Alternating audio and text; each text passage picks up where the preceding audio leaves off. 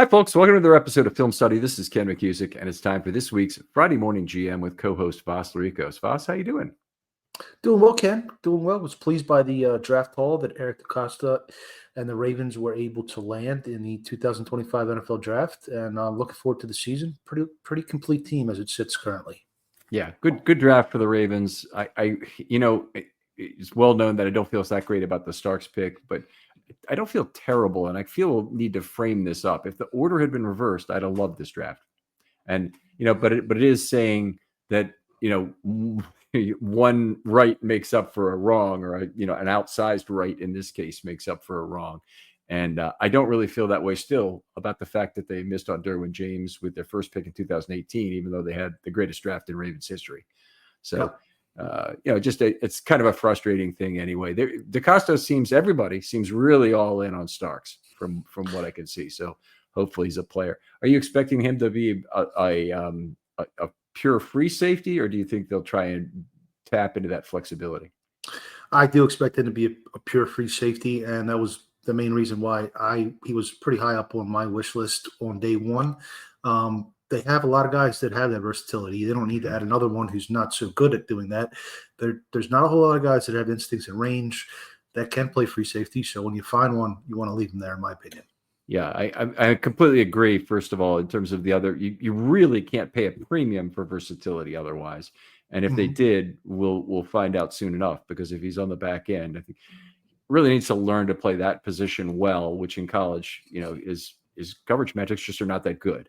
So it's right. If hopefully that's just a matter of usage and not getting familiar, and all the other things that come with being a freshman playing in the SEC on a regular basis, which is impressive in its own right. Hopefully playing free safety at the NFL level is going to come pretty quickly.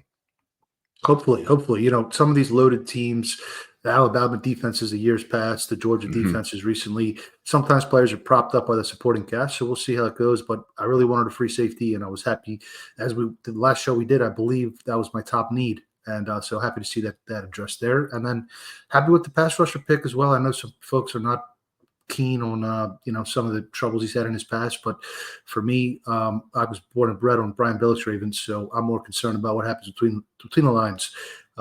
Maybe there's a way to line a demarcation where the Ravens can be willing to give players second chances, but if they mess up or make a misstep while they're on the Ravens clock or on their watch, that's when they cut bait, potentially. Well, they reportedly have done a lot of due diligence in terms of Mike Green and trying to figure out if he was a guy they could draft. And obviously they were under tremendous pressure that they knew would occur, that the questions they knew would occur with Tucker now appearing to be on his way out between the combination of the draft and another kicker brought in. So, I hope they really believe that their due diligence has unturned all the stones. And if it has, then Mike Green's going to be a great pick. It's going to be a great pick. Yeah. Absolutely. All right, let's move on. We'll talk fifth-year options here. Those were announced today, yesterday, whichever it was. But they picked up the $18.6 million option on Hamilton for 2026, completely expected. The 18.6 for Hamilton is frankly cheap for him for next year. So it just provides a nice stepping stone to a long-term deal. It's exactly what you want to get out of the fifth-year option, is a bargain price on the player. They, at the same time, they declined the $23.4 million option on Tyler Linderbaum. Now, Linderbaum's is higher for a couple of reasons. He's been Pro Bowler a couple of times. Hamilton may have been only once. I'm unsure of that, actually. But his salary is also based on the average of all offensive linemen and not just the centers, because the top center contract in the entire game is right now is Creed Humphrey, who makes $18 million average annual value, and starting Linderbaum off at $23.4 million for 1 year would definitely tilt the table on any negotiations. Correct. To be as expected, there was rumors. I think someone asked Linderbaum at his most recent press availability if he had heard any discussions, and he said no, haven't talked about that at all. It's just too much money for a center, and there's no two ways about it, really. I was not a huge fan of Linderbaum coming out of the draft or the year he was drafted. I was in the minority of the flock. I don't think the issues in pass protection are ever going to go away. He's not terrible, but he's not elite in pass protection. Had some issues with snaps last year, uncharacteristically, and also short yardage. When you're undersized, that shows up in these short yardage key crucial situations. So I think he's a very good center, but I don't think he's worth top of the market money. Well, I'm at the same point, and the situation has been complicated in recent days because Cam Jurgens, the Eagles center, just signed a deal for $17 million of AAV, and I would think Linderbaum and his people are going to say, well, the market's 17 million and up, and they might think it's really 18 million and up anyway because Creed Humphrey signed his deal last year, whenever it was. I think it might have been last year. Yeah, you're right. Yeah, 24 that he signed it, and then it was a 4-year extension though, so they played under the 5th-year option and then had a 4-year extension. I'm sorry, played under the current contract and then had a 4-year extension. But he I don't see Linderbaum setting the market at center. I don't think that's appropriate. I don't think he's good enough to be the guy. That's just the straight fact. And I'm with you. Exactly what you said are exactly the reasons that it's always true for any offensive line position that run blocking is more important than pass blocking. And PFF in particular has the other way around. Yeah. I'm sorry. Yes, you're correct. The pass blocking is more important than run blocking. Thank you. Yep. But PFF has led us in down a different kind of a dark alley that basically weights it in this bizarro world 85-15 run blocking component for an overall rating for a center. And their guys know it, by the way. Their guys are perfectly aware that that's not appropriate. They say, their top guys say, look at separate pass and run blocking numbers and make your decision based off that, but don't try and look at the combined score. But the other thing they also say is that they had to do it that way in order to get enough differentiation among centers, because there is differentiation among run blocking and there's not a whole lot of differentiation among pressures allowed and some of the other pass blocking statistics. So, it's just their need to model something which creates this, significant differences among center is flying in the face of what's actually important for the position. And very frustrating to me that this has gone on that way. I also believe I have heard that the NFL, who is really the big client of PFF now, has basically told them that that's the way they like to see it. They want to see that differentiation, which is really strange. I'd opine that what the split is, 60-40 maybe, or I don't know, 55-45 if you want to shade it the direction of pass protection. I certainly agree with that. I'd even think that run blocking is even less valuable for a Lamar Jackson-led offense. Certainly Linderbaum is tremendous at getting at the second level and getting downfield and blocking 30, 40 yards downfield like no other center can. But the Ravens already have an elite rushing attack, so I don't know how much added value that's bringing to the table. So I'd like to keep him around, but it's going to be a right price situation in my view. That's right. That's where I am too, and I hope they can find that right place. I'd love for him to be a Baltimore Raven long term, but it does have to be at the right price. This is a general problem for centers and guards in the league, and you could argue that it helps or hurts the players of the team. I'm not really sure which, but if the centers don't have a good landing spot for the 5th-year option, which is a nice way the centers kind of force the team into early action on their 5th year, then they have no protection from that 5th-year option. The team obviously has no protection, and it means, I think it really means you can't draft a center in the first round. I agree. Probably means you can't draft a guard in the first round too. I agree on that as well. Okay. If you were really a desperate team with a statuesque quarterback, I could see the case for that. If they were a tremendous, pass blocking guard potentially, or just an all pro center. But with dual threat quarterback, I think you're better off investing in tackles and pass catchers and pass defenders. Yep. Well, the Ravens did a pretty good job of otherwise bolstering their offensive line. I think we'll get to some of that later if we're talking about unanswered questions here. But just to extend the Linderbaum thing here, the Ravens now are under tremendous pressure to get him signed. And look, it's not like we haven't been right on top of this the whole time. We've been talking about this all basically off season, and it from last season is basically the 5th-year option wasn't going to get picked up. And the Ravens now, I thought there was a lot of pressure to sign him before May 2nd. But, obviously the team and Linderbaum have had those discussions already. This does not come as a surprise to Tyler. I don't believe this comes as a surprise to him at all. And so now the real question is, where is the next element of risk that basically starts to take divisible benefit off the table? because as a player, the reason why you'd sign a contract early is to eliminate the risk of injury and other things. And it starts really at training camp, but certainly when the first game is played, since Linderbaum won't play a lot of preseason football. But they may have a joint practice, that'll be very physical with somebody. They'll have their own practices, which tend to be not very physical with each other. But there is always risk that he could lose time because of something that happens at practice, and he's got to want to get signed long term, certainly before the season starts. Yeah, I would, if I was DaCosta sitting in the DaCosta shoes, or I forget the other gentleman who negotiates most of the contracts. His name Moriarty. Just slipped. No, someone took over from him. Okay. Just slipped off the tip of my tongue.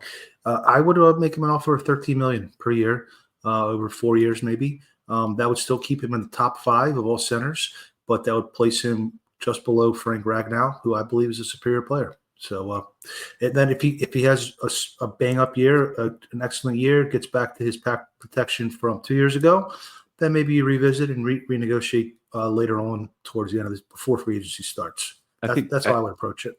I think you need to put escalators in there if you're saying he needs to have a bang up year. So if he meets some pass blocking threshold, then he goes up to a $17 million a year center or whatever it is. But it's a difficult contract to structure because pass blocking metrics are not well understood, and they're just not well done, frankly. But they're not well understood, certainly. So, in terms of how high you're willing to go, my number is probably, I think they're locked in at the $17 million minimum. And if they had to sign it for 4 for 68 right now, I'd probably go ahead and do it. My number before the season started was 4 for 64. It is a lot of money to pay the center position. And, part of me is if Linderbaum is forced out because of this, part of me is going to be saying, phew, that's a lot of money off the table, off the cap table, that the Ravens really need to figure out how to economize. And there are players that would let them do that if they in fact, the Ravens may have drafted one, and so we'll see how that works out this year.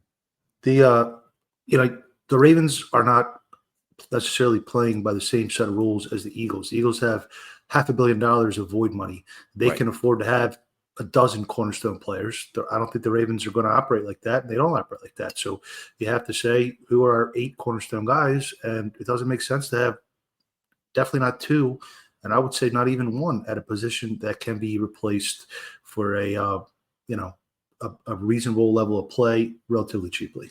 Right. Yeah, and that's absolutely true. And that's the offensive line at guard or center. You don't always get the highest quality of play, and it would be a step down from Linderbaum, but it could still be a pretty decent player at 20% of the price very easily. It could literally be 80% of the player at 20% of the price, right? Right. Well, I mean, one of the best offensive seasons of all time was with Pat McCary and Matt Skura, right, rotating at center. So yeah, good point. And both those guys came in as undrafted free agents and put up great seasons for the Ravens. So certainly something they've done well at. Let's move on. We're going to talk about some unanswered questions because we're through the draft right now. And there are, I think, several unanswered questions, but I'll tell you what the high level theme on this. And I put down 5 position groups where I think they have questions, either long-term or short-term. But in general, I would say this team is in a remarkable position coming out of the draft. I don't know that they've ever been stronger coming out of the draft. Like, they've always had the need to go out and find, now it's a second wave of free agency. Let's find that free agent pass rusher out there. Now that it's the second wave, and their needs are very tiny across the board in terms of what they still need to do on the open market. How do you feel about that? I completely agree there. And they don't need premium positions necessarily because they drafted them and signed them and have developed them. So there are more options available for, if you need a nose tackle, there are still some nose tackles out there, for instance. So I think they're in a really good spot. I would say another 3 or 4 veterans to be added, but it's, 2 years ago where they had to pick up Darby and Clowney, and they ended up being very important players. Cornerstone players, and, right. And we were extremely concerned about the pass defense at that point. Now you need a few pieces here and there just to give you a little insurance. It's a very good place to be. Yeah, I agree. Now, the safety position, as much as it was a place where they definitely need a very high quality player, I still believe is one of the places where they need another player. So Starks will be at free safety, but one of the things the Ravens have had a lot of difficulty with is losing a player and then being forced to put Hamilton back in a position where he was not being able to use flexibly. So to me, the Ravens, even though they just acquired a guy who can play deep safety, a guy who can play the back end, they need another guy who can play a half field back end. It does not, I really want them to avoid the mistake of Eddie Jackson and go for more of a younger, coachable player who they think has a couple of years of team control. Wouldn't even mind bringing in 2 guys into camp and trying to figure out which one of 2 rookies you really like in that spot. And then having, these 2 guys, call them Will Demps 1 and Will Demps 2, be the guy you then choose, and maybe keep the other on the practice squad as well, because say, hey, I can never have too many of these. And then you give yourself the option for not only a 4 to make 3 safety group, which they have right now, but for a 5 to make 4 safety group where Hamilton can go to the dime, and you can also use, say, an Ardarius Washington in the slot if you wanted to. I'm 100% in agreement with you there. Safety remains one of the top needs on the team. I certainly think they should be a 5 to make 4 53-man roster position. If you're considering Starks the free safety, which I am, you would say Hamilton, Washington, and Marlon Humphrey are probably going to maybe split the nickel snaps a third. And that's if Awuzie performs on the outside and Marlon isn't needed on the outside. If not, the 2 starting safeties last year might do half and half. And I would certainly like the option to use Hamilton as the dime, which I think we touched on 2 shows ago. So you essentially have starters and nothing else. You still don't have the depth. And Bo Braid and Sanusi Kane are not players that I want to see playing defense anytime soon. So I would be in the market for a mid-tier safety with some experience, but as you also said, with some youth to him, who can help make sure that last line of defense is stout. They do not seem confident that Braid or Kane can be there playing on the back end, and I would, they just can't hold those roles for special teams only. They can't hold them. What they could do is try and make one of them a dime back in the preseason. They also don't seem to be confident that their current inside linebackers can hold up on third down. The Roquan will be out there, and Teddy Buchanan has been okay as a pass defender, but I don't see him as a 3-down guy. I don't see that Simpson as a 3-down guy. Certainly wasn't last year. So I think that they want to have a dime back, and hopefully they'll really make that a point of emphasis in the preseason if they want to try and get more out of Kane or Braid. 100% agree. I think Kane skill set probably is a little bit more conducive to being the dime back, but really I want to see Hamilton as the dime. I think the defense, if they could find a way to put Humphrey in the slot, Hamilton in the dime, and Starks on the back end, you would really have a lot of playmaking, takeaway, turnover production potential there. All right, well, let's move on, and we'll talk about the offensive line a little bit, because it's an interesting situation on the offensive line. It certainly is not a completely settled situation, but that said, I think they have enough bodies to make the decision from where they are right now. And why don't you set this up for us, Vas? Yes. So obviously, Ronnie Stanley was re-signed, 3-year deal, probably going to play at least 2 of those years, if not the third. Roger Rosengarten came with a very solid, steady rookie year at right tackle. And I believe that if Stanley were to fall to injury, Rosengarten would be the player to slide over to the left side. Now, he did require a lot of chip help, et cetera, last year, but you're hoping that he has a little bit of a jump between year 1 and year 2. And I think he could be an adequate left tackle. However, the Ravens do not necessarily have a good backup option on the right side. Yeah, and that's I think the case that they have George Fant. He might be a guy that they would sign and bring in, but it's that's not an ideal situation. They have the possibility of moving Rosengarten to the left side would be one thing they would try. I think if I'm reading the tea leaves here, I don't see any way that Emory Jones is not the first guy up at right tackle if something were to happen. So he won't be at left tackle. I think he'll move to the right side, and that means Rosengarten to the left. It means you got 2 risks instead of 1. But I think that's the way they would minimize the aggregate level of risk is by trying it that way. It's a scarce position. We've discussed that since the inception of the show.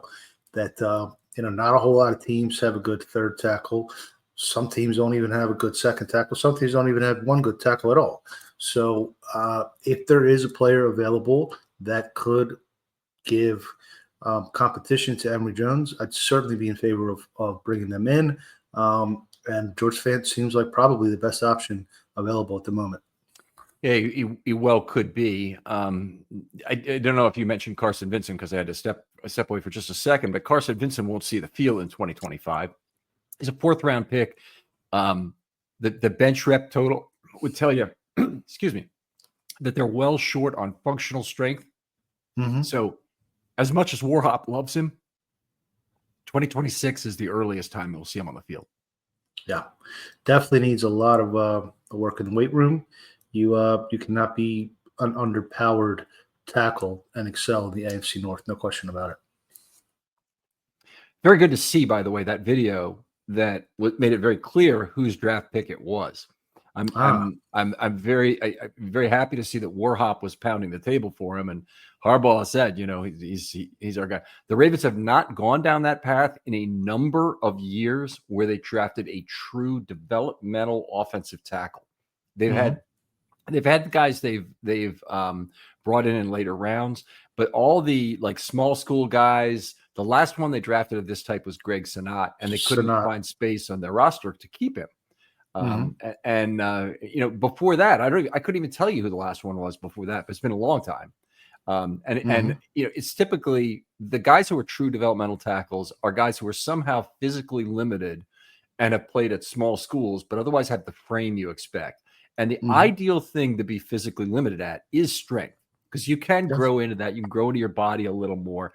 The Ravens also got a couple of undrafted free agents, by the way, who are similar in terms of their background. They got Jared Penning, who's Trevor Penning's brother, who was playing left guard at Northern Iowa and played left tackle after he left there. He's a guy who's got a ways to grow into his body. And the other guy they got is GCL Jared Christian Lichtenhan, I believe is the guy's name. I might be mispronouncing it slightly there, but he's essentially a very soft upper body guy with a big gut. He has a long way to get toned and whatnot enough to play in the NFL. Both those guys are a year away. So they now have actually 3 offensive tackles who are going to be in camp who are at least a year away from playing. I do actually love that. And what DaCosta did that I thought was really good is he used the time they had. They have 2 years at least with Ronnie Stanley and Rosengarten, and 3 if the Stanley contract is played out all the way. And having that kind of a runway allows you to take some chances on a developmental player like this. But it does mean a roster spot on the 53 will be used for the entire season without that player getting any playing time. Yep. Well, obviously they can't activate everybody, and with the practice squad elevations rules, it's not as bad as it used to be. Maybe they could put these tackles in touch with Nick Boyle's trainer and expedite the process of getting them adding strength. Nick Boyle's trainer, you said? Yes. Okay. All right. There's probably a story here that I don't remember or don't know, but that's good. So if we're looking at the second man up this year, I think we're down to Faalele or Cleveland would be the next guy to go in at right tackle. So the second man up situation, and every NFL team has fears of this type. But last year, the Ravens had Jones and McCary were both on the roster, and they lost them both, obviously, when they and signed Stanley. Difficult kind of a combination. A 3-way to do. It really gives you kind of a viewpoint into what it might be like next year at tight end, that they're going to be able to sign one guy, but not 2 kind of thing. Let's move to the rest of the offensive line for a second. Emory Jones, are you thinking he will challenge for a guard spot, or do you think he basically will be a backup for this year? It's hard to say without seeing him on the field, at least in rookie camp. I think he could challenge for a guard spot, and I'm not totally I hate the idea of Faalele serving as a backup right tackle either. With a year of experience under his belt, albeit at guard, that does hypothetically advance his developmental curve. And with the amount of chip help they provided Rosengarten last year, I think they could probably do the same with Falele in case of emergency. So I think they're okay in an okay spot at tackle. At guard, I do think they really like Falele, and so I could see Jones challenging Voorhees potentially. So it's good to have competition, right? Iron sharpens iron, as Harbaugh always says. Yeah, so I don't think there's any harm in having another guard competing for time, certainly. And Emory Jones, I don't really see him being an ideal left guard because I think the movement component of it is probably not going to be his ideal thing. The Ravens really have lacked mobility at that left guard spot for now, really quite some time. But they've made average athletes into decent pullers. Bozeman, Hurst being the prime examples. I always say you guys already know the two names I'm going to mention. And the guy I think is the most interesting among the draft picks, and a guy I think is going to make the roster, is Dellinger. Dellinger now looks to me like a guy who not only could he be a backup left guard this year, maybe a guy who sees a fair number of game day activations because they have to activate 8 guys, but also a guy who might have the movement skills not only to play guard, but a year from now, if Linderbaum doesn't, the Ravens and Linderbaum can't come to an agreement on the money, then he leaves, Dellinger could be the Ravens center. Absolutely. Developing late round and even underestimated free agents in the interior of the offensive line has been one of the strengths of the team going all the way back to Mike Flynn. And, that's where that added value, the surplus value comes in handy when you see the kind of money that guards and even centers are making now. When you can take a guy, even a Bozeman, I thought they had tremendous value in Bozeman's contract, even though he wasn't the best player, just because, he just being an average player or slightly above average on a 6th-round contract. It's great value there. Yeah, it absolutely is. And, the limitations of Bozeman were well discussed when he was coming out in the draft, that he was a guy who really didn't move that well. If you're looking for a better way to unwind, focus, or even get a good night's sleep, listen up. Let me tell you about Mood, the online cannabis company that's changing the game when it comes to functional gummies. They've crafted a whole line of federally legal THC blends designed to help with everything from stress to sleep to mental clarity and even some spicier needs if you're into that. Now, what makes Mood different? They go beyond just THC. They pair it with herbs and adaptogens to create targeted effects that you won't find in any other dispensary. And every gummy is made with pesticide-free, small farm American cannabis, so you're getting quality that you can trust. I've tried their sleep gummies, and let me tell you, takes about 15 minutes, and I'm out cold, no grogginess, no weird side effects, getting some of the best sleep I've gotten in my life when I take one of these gummies. And if you need a mood boost, there are Epic Euphoria gummies, game changers. And right now, Mood is giving listeners 20% off their first order by using the promo code RAVENS at checkout. So head on over to mood.com, find the perfect gummy for whatever life throws your way, and don't forget to use the promo code RAVENS to save 20%. And the Ravens coached him up into a pretty damn decent puller. He certainly did other things well enough to get by. And honestly, it was only really after he left the Ravens that his troubles really started in terms of not being as good a player with Carolina as he had been here. Ryan Jensen's another one too. I thought they had tremendous value on his last couple of years of his deal.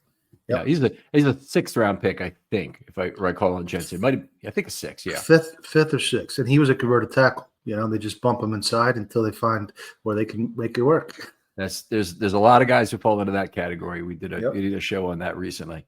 They have 2 other guys who are still hanging around camp. I think they're on futures deals currently, so I expect them to be at camp. But Corey Bullock, for the former Maryland guard, is still around. He could compete for a roster spot. And Darian Dalcourt, the reason why he's interesting is because he's played a fair amount of center in the preseason. And so I think that he's a guy who might threaten for a roster spot. I'm not convinced Nick Samak, has any kind of anything but a fingernails grip on that last roster spot on the offensive line currently. So he'll be pressured by the young guys, and you're always kind of at a disadvantage even in your second year to a rookie who's coming in and has an extra year of time under contract. Sure. I hope we don't see a whole lot more of Ben Cleveland at center. Let's let some players that could hypothetically play center in the regular season earn or carry those snaps in the preseason, so you can get a good evaluation on them. Yeah, you know what would be interesting is if they do end up playing Cleveland a little bit at center and they extend him in the season, be a pretty clear indication to to Linderbaum about what's going on. You go from one of the smaller centers to one of the biggest center ever, maybe. It'd be a lot of fun. I think he would be the biggest center ever. But, Yeah. okay, let's move on. Let's talk about the defensive line a little bit here, because this was a very deep defensive line draft. And the Ravens, in a lot of ways, I'm kind of clutching pearls, gnawing on fingernails, whatever it might be, all the way through to the end of the draft, where the Ravens finally picked up Aeneas Peebles in the 5th round, that the Ravens hadn't really gotten a taste of this delicious, delicious draft of defensive linemen. Yeah, if you want to look at the draft and say what's the one position that got away, I think it'd clearly be defensive line. Just the board doesn't always fall right, and sometimes that means that next year the board will fall in your favor because there's less teams with a need at the certain position that was stacked in the previous draft and got picked. I definitely do think the Ravens need to go to the street and add a stout player that can help replace Michael Pierce's production. Probably not going to be the pass rusher Pierce was, but at least if you can replicate his two-gapping ability, so that if in case of injury to Jones or Madubuike potentially, but especially Jones, you have somebody there. Project Washington is not a zero tech or a one tech in my eyes, and obviously Pebbles is not either. So you need somebody there. Fortunately, there are quite a few guys still out there. We'll get to that. So I'm in agreement that I don't see any harm in bringing in a guy on a non-guaranteed contract at nose tackle. Now, I don't know if there's a guy out there who wants to sign on that kind of a basis, but I do like their 2 undrafted free agents at camp, and I think it sets up as one of the most fun battles of the preseason will be between Nash Hutmaker, it came out of Nebraska, and Jason Jones from Auburn. Those are 2 guys who each of them has a chance to be in their own way a really fine nose tackle with the Ravens. If one of these works out, the defensive line is going to be fine in aggregate, by the way. They've got everybody they need. They've got Peebles, and then they've got Washington Jones and Madubuike, and they probably will not have Urban. Not have Urban no matter what, honestly, at this point.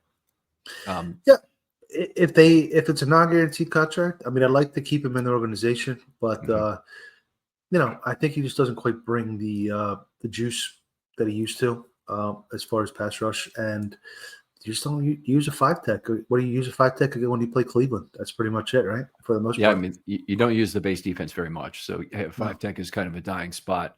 But the defense definitely got a lot younger with Pierce and Urban. If they're both replaced by rookies, they still could. And Peebles is a lot of youth period to replace half of that. Even if you went out and you got a veteran nose tackle, you still have a good shift to lower aged players.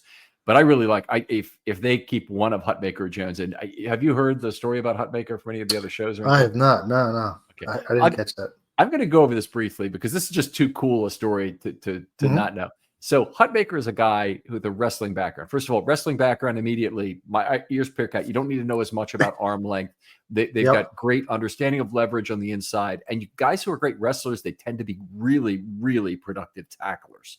Okay, so they can be not good at some other things. They might not be great at standing up to a double team necessarily, but they are unbelievably productive at getting free and making tackles, grappling people to the ground.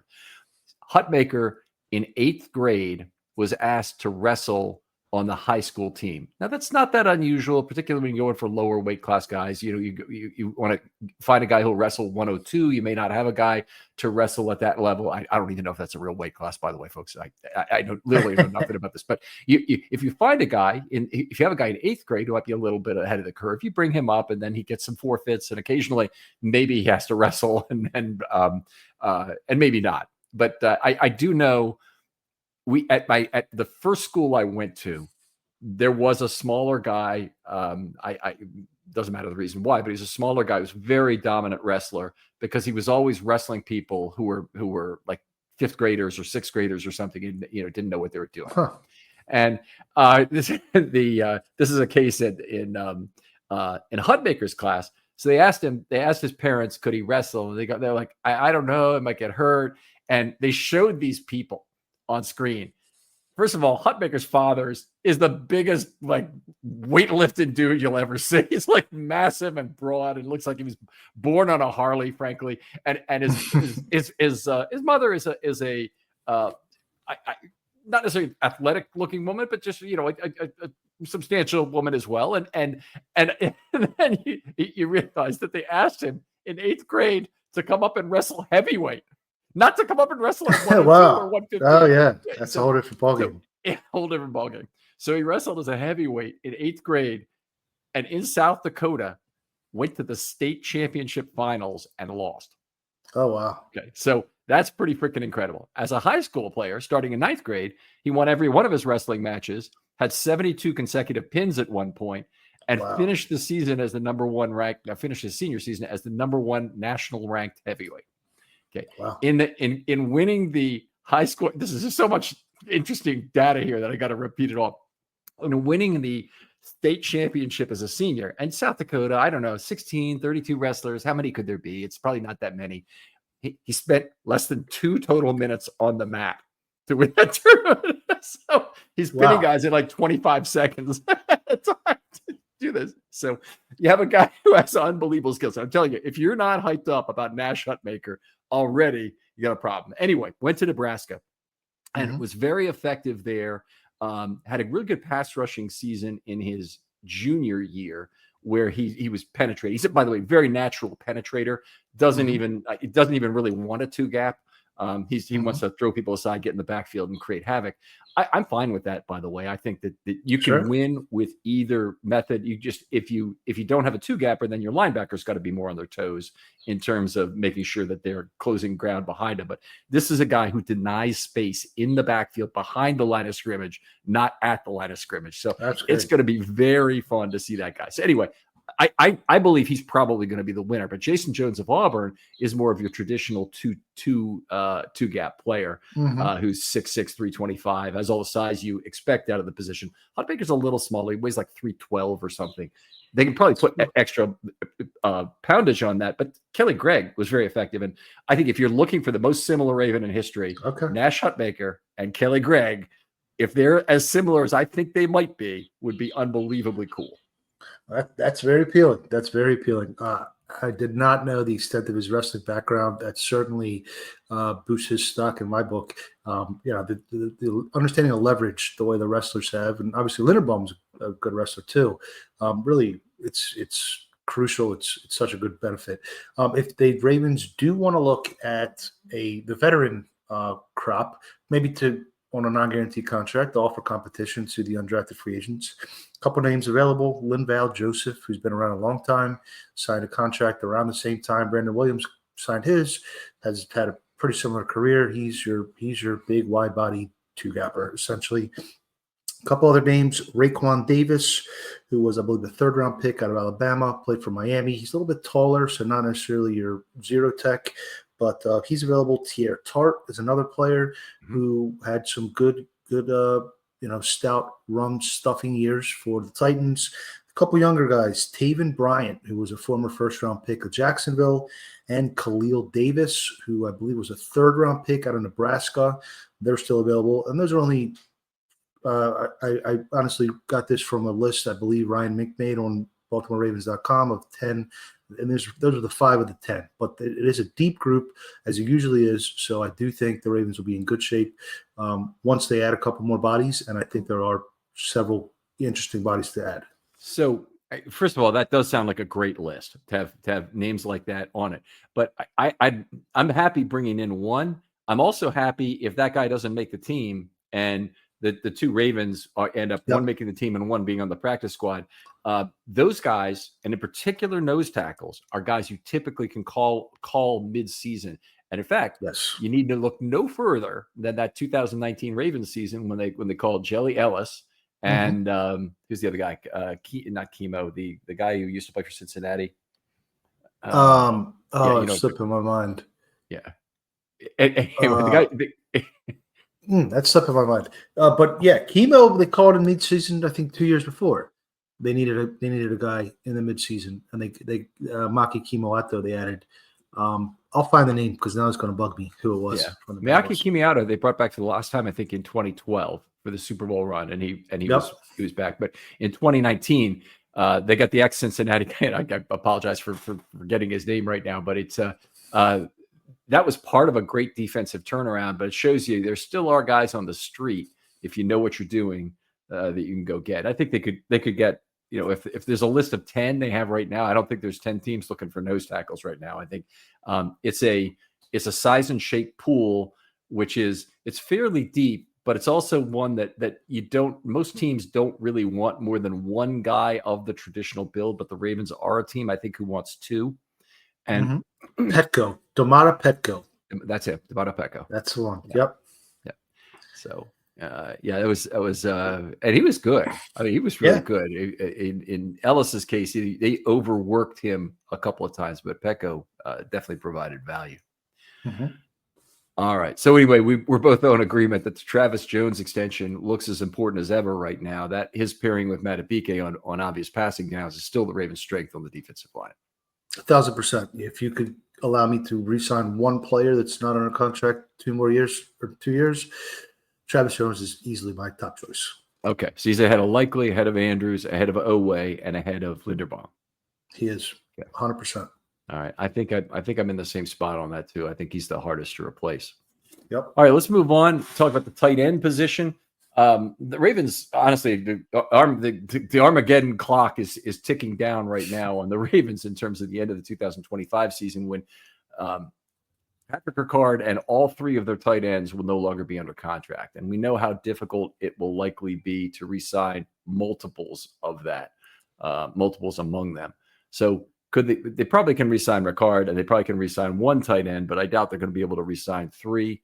If they're going to re-sign 3 out of 4 guys, they really need to get to it right away because it's otherwise could be a very difficult and rocky 25-26 offseason trying to recover at that position, which has been very important to the Ravens. So Likely would be my second on the list as far as if I could re-sign one player now. I do think the franchise tag could be an option for Isaiah Likely. The franchise tag for tight ends this season was $13.6 million, which is the third lowest of all positions, only above specialists and running backs. So I think if you look to extend Likely, you're probably looking at 15, 16, 17, maybe APY. So I think the franchise tag is a relative backstop to that to the exodus for Likely's case. That's good. That's providing what the 5th-year option does in terms of market frictions and giving a stepping stone into that contract. I like that. I was unaware of that. I appreciate you cluing me in on that. Now, if you look at what the Ravens got at the tight end position this year, tight end or fullback for that matter, they picked up Sam Pitts, who's a UDFA signing from Minnesota Duluth. Now, he was a very good player at that level. I still have a hard, but he's typical kind of not particularly large at 6'6", 243. So he's tall, but he's not a big frame guy who's going to be a great blocker. At least I don't believe so.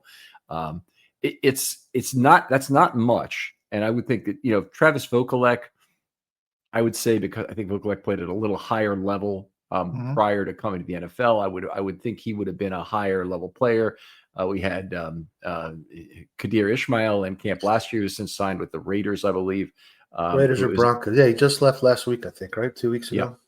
Yeah. Somewhere in the AFC West. I do know that. Raiders. Yeah. Okay. Yeah.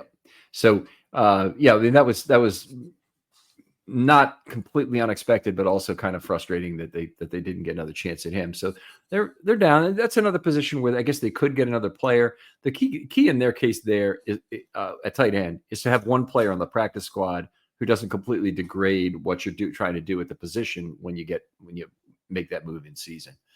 Yeah. I guess I have the question for 26. Does this mean the Ravens might shift to a more 11 heavy offense? Because they're still the heaviest team in football by far, despite the fact they got rid of Greg Roman.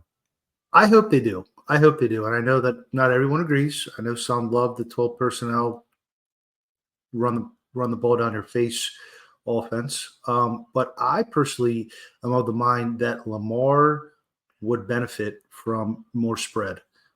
Lamar personally, his skill set before his speed and elusivity starts to decline. So I've been hoping for more 13 since 2019, and we haven't really seen it. We saw a little bit more in 2021, I believe, than the other years. But I do hope that would be the way they go. There obviously is benefits to being a tight end centric offense. The franchise tag number for likely is a prime example of that. But I think maybe a more 11, less 12 could maybe be one of the levers they could try to see to get over the postseason hump a little bit. Okay, well, I'm with you in terms of the financial benefits of being a 12 heavy, 13 heavy team. I'm with you entirely. And I think I have a hard time getting by the big numeric example here, which is that the Ravens the last 2 years, the passer rating throwing to the tight ends has been like 143. So I don't think it's hurting Lamar to have a tight end heavy offense. And certainly, in terms of the season Lamar just had, I think it'd be really hard to say, hey, just one more wide receiver and that'll, put him over the top to the highest passer rating of all time. I think the situation now is actually very good for him. So I wouldn't rock the boat on what you have, because you have already the cheaper, the more economical, puzzle pieces in place, and you'd like to replace them in a way that will be less economically challenging in the future. And the more wide receivers you have and you have to pay in the future, the more difficult it's going to be. They're going to find that out pretty soon with Flowers and then with Bateman. I'm not necessarily in favor of paying either Flowers or Bateman big money when you can go out and get a Hopkins for a cheap deal. Maybe that's the pipeline you can tap into, that third, fourth contract receiver as your third or fourth option, while also continuing to replenish the inventory with top 100 wide receiver picks in the draft, and you play them with the rookie deals and you don't necessarily pay them afterwards. Okay. I mean, I'd be okay with that as well. I don't even mind expending top draft capital to get out of paying big cap dollars. Right. So I think that makes a lot of sense from that perspective. I just don't I don't think they're going to be able to hit on every single pick in the first round the way they have for the last couple. I mean, Bateman, it's taken a while for this to work out, but now Bateman is a top receiver, and Flowers worked out from day one. Rashad Perriman did not, I'm trying to think of who else they've had. They've drafted as a number one wide receiver. Travis Taylor, Mark Clayton. Yeah. I think it seems, back then college offenses didn't pass as much, and now they pass a lot more, and you have more data to work off of.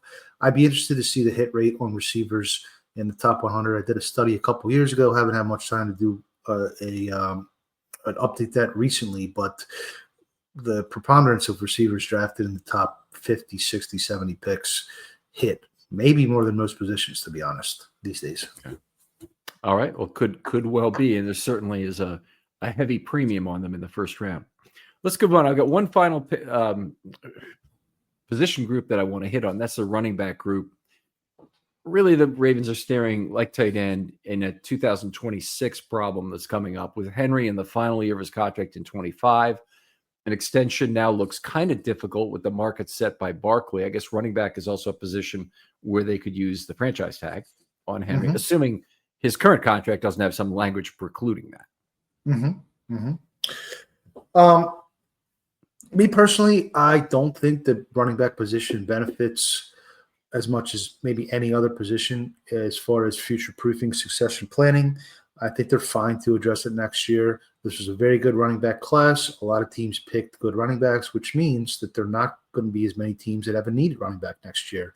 And I don't want to spend – first of all, I'm very happy they did not draft a running back early or at all. I think they're in good shape running back, and I don't think that some team is going to come in and offer. Let's say they do want to keep Derrick Henry next year. I don't think another team's going to come and offer him a package that's necessarily going to blow the Ravens out of the water if they did want to retain him. So they want to go ahead and use a third or fourth round pick on a fresh back next year to be the new J.K. Dobbins, give you 3 good years and move on. That to me, that would be the best strategy regarding that position because there's just so many of them. And in this offense, all of them produce, even Devontae Freeman on his 32-year-old season or whatever it was. So I think they're fine there. I have zero concern about running back, short term or long term. Okay, well, very good. I'm with you in terms of every running back is made better by Lamar. They do have an unknown future out of Mitchell. Hill is getting a little bit older. At some point, they're going to want to reduce what he does in the offense, but still probably has a year or two left. And Ali is not a guy I have confidence in making the team this year. So I don't see the value in keeping a 4th running back on this team where there are other needs to hold a spot. And I'd go as far as to say, I value the spot used on Carson Vincent as a developmental offensive tackle, even though he will never see the field in 2025, more than I would value holding on to Rasheen Ali. Completely agree. I'd rather roster a 6th safety or even a 5th tight end versus a 4th running back personally, or even a 7th wide receiver, I guess, hypothetically. That to me, that's Ali. They can stash 2 guys that are Owen Wright types on the practice squad, and in the case of emergency, they're still fine as far as I see it. Yep. Ali might in fact end up being one of them.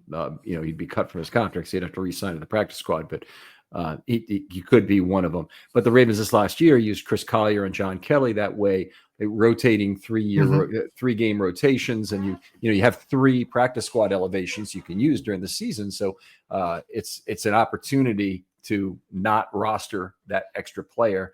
And the Ravens really didn't have any RB3 carries pretty much the entire season. So they had a few from Mitchell late. They had a few from Ali in the middle of the season, but pretty much they did not go to their 3rd running back.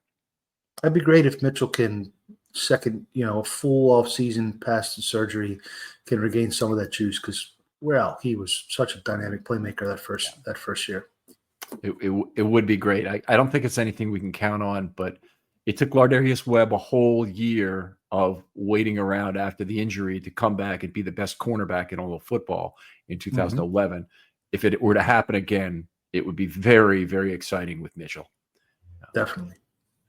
All right. Well, overall, I think, we've talked our way through this. We got 5 position groups of where there's still some things to be determined, but I'm excited about it. Generally, I don't think I'm ever this positive after the draft in terms of how well set the Ravens are. I can't remember the last time that I've thought across the board, this team's in good shape.